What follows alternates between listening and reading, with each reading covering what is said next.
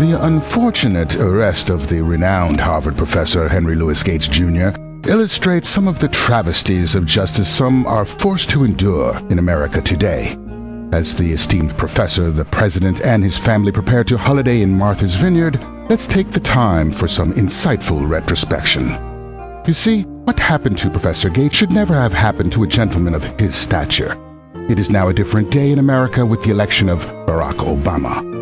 During the campaign, then-candidate Joseph Biden put it best. I mean, you got the first sort of mainstream African-American who is articulate and bright and clean and a nice-looking guy. I mean, that's a storybook, man. Yes, the first clean, articulate African-American. James Earl Jones is just a piker in comparison to Mr. Obama's sheer eloquence and cleanliness. And the president isn't of that new money, as he proudly speaks of his inheritance. President Obama is in a class by himself. We don't expect him to hurl a dirty baseball with any kind of inherent skill, but basketball, now there's a game of skill and cunning. We need people like the president and the professor to use the gift of their grace to steer the dirty masses who cling to their guns and religion while showing such primitive antipathy toward others not like them. We need him to protect us from ourselves, but then again, simple Americans on occasion do show signs of promise.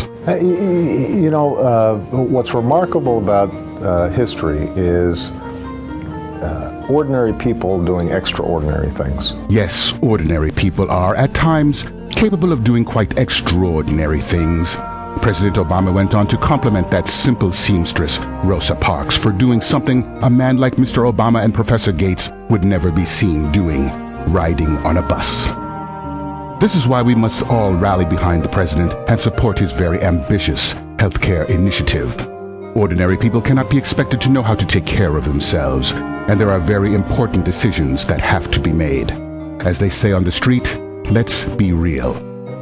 It is extremely justified that a man of the importance and pedigree of Senator Edward Kennedy received the medical care due during his time of crisis. But it is extremely irresponsible to expect we should try to save everybody, especially some ordinary person's old mother. That at least we can let doctors know, and your mom know, that you know what, maybe this isn't going to help.